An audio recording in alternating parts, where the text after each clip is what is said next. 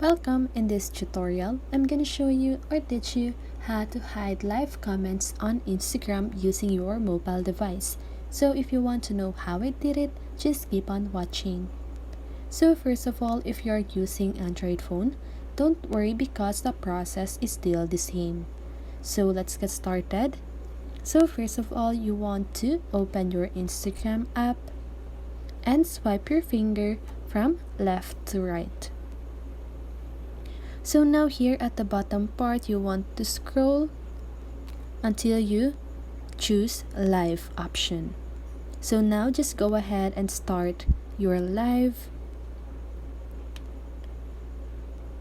Okay, so you are now live. So here at the lower part of your screen at the comment box, you can see the three little dots, right? So I want you to do is to click on that and click on turn off commenting. And now as you can see that the comment section is off, right? So that's it. That is how you hide live comments on Instagram.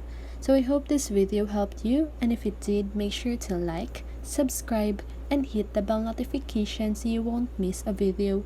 See you in the next one and have a great day.